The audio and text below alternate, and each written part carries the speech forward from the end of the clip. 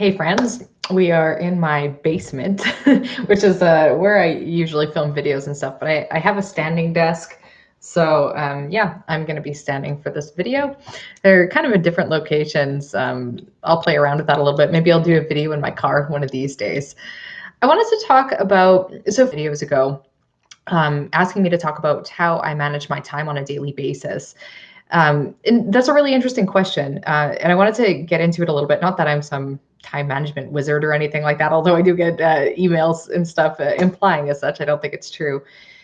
But the thing is that I could give you a simple answer, and I manage my time on a daily basis with. So right beside me, I have a notebook. Like I have talked about these on this channel before. This is a Pentalic notebook. It's cheap. It's not lined. I really don't like lined notebooks. It restricts my freedom. But it's big and yeah, I can take it around with me everywhere. I do a lot of like brainstorming.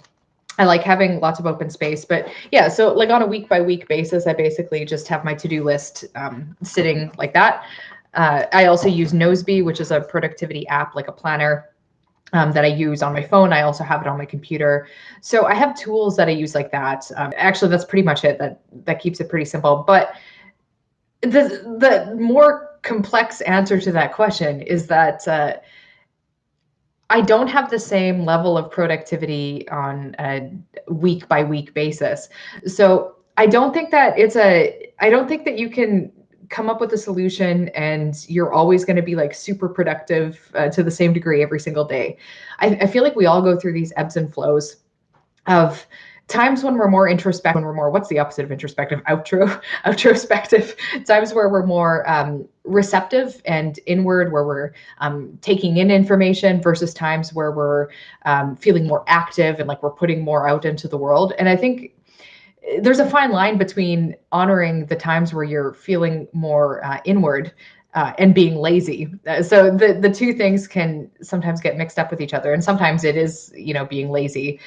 But I think it's really important to pay attention to those cycles. So though I have my standard daily tasks and my way of tackling them, the way that I've planned my life is that I don't have to work like really, really hard every single day, basically.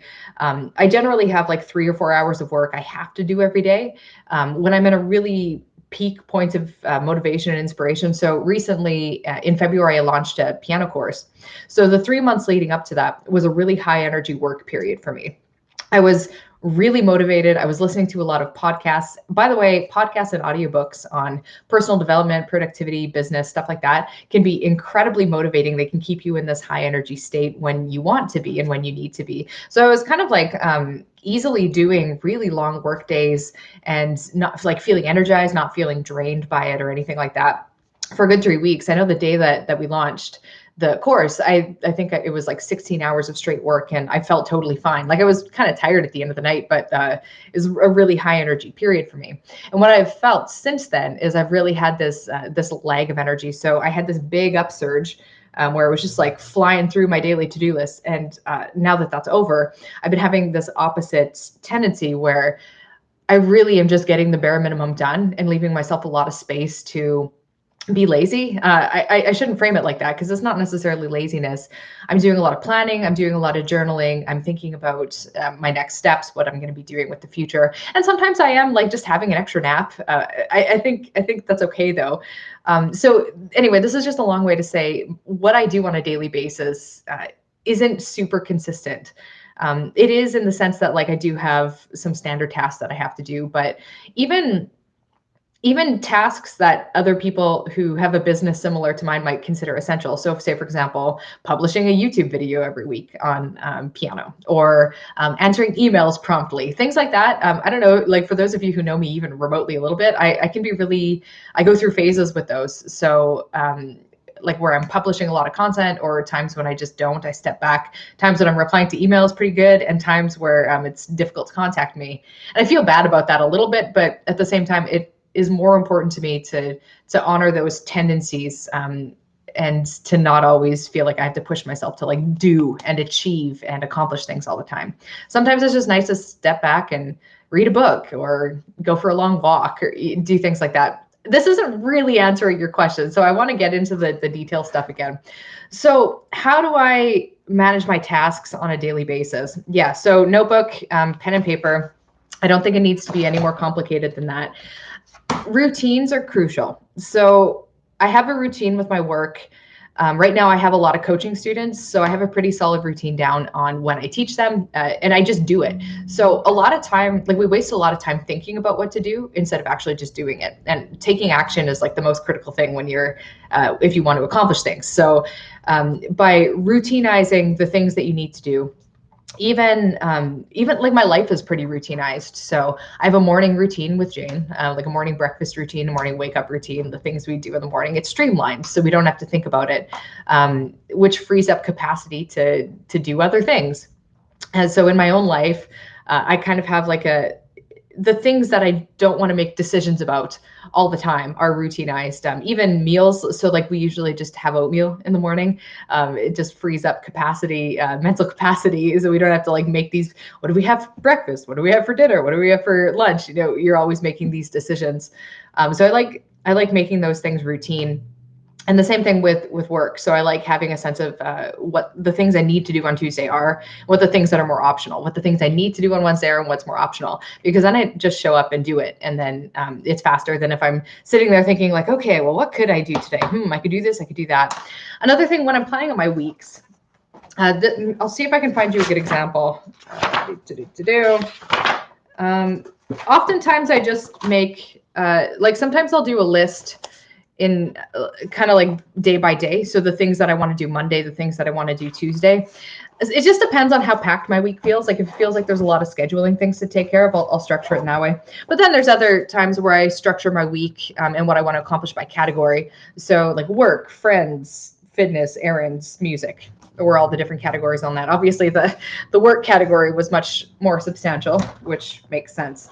But that's, again, just like minimizing the decision making I have to make on a day-by-day basis by creating routines and pre-planning it. So I'm a big fan of every Sunday I do a review, and it usually takes me an hour or two. What I'll do is I'll review what my to-do list was for the week that's done, and I'll kind of think about it like, how did I do? Do I need to carry over some things? How did I feel about how the week went? So I kind of think about it retrospectively, and then I think of it for the upcoming week. So I plan what's coming up in the next week. So I spent that whole session basically thinking through what I want my next week to look like. And of course I like to be flexible because things change, things come up.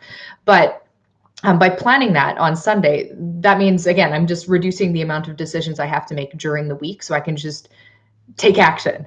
So maybe the biggest takeaway from this is try to minimize the decisions you have to make on a daily basis, because you're only going to get things done if you get things done, as opposed to like actually take action and do it, as opposed to just thinking about taking action and getting things done.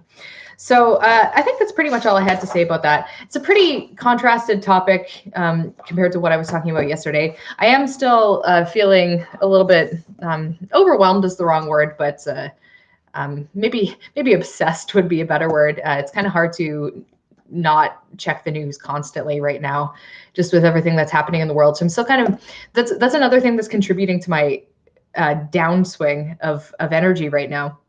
And it's really diminishing my ability to work and focus this week, because I'm like so obsessed with like the pandemic situation that's unfolding, as many of us are. So it's taking up a lot of my mental bandwidth, which means that I'm not feeling as creative this week. I don't have a lot of extra capacity for doing extra work outside of what I already need to do. So I don't know if that, like, for better or for worse. I probably shouldn't be quite so obsessed with the news, because it's good to be cautious, but it's not good to be in like a kind of like anxious state. And I feel like I border, especially when I read the news at night. I don't know about you guys, but I do tend to get like pretty anxious and I start worrying a lot. We got to live our lives. So, and sometimes that includes making decisions that I don't know. I guess I'll end that train of thought. I don't want to get into another coronavirus discussion because we did talk about that yesterday. But yeah, I think I'm going to wrap this up. Thanks for watching. It's been really fun going live. This is day 5 in a row, so hoping to do at least 30 days, and we'll see how it goes. But I appreciate that there's a few of you, it looks like, who joined, which is nice because I always do this pretty spontaneously. Anyway, thanks for stopping by, and I'll talk to you later.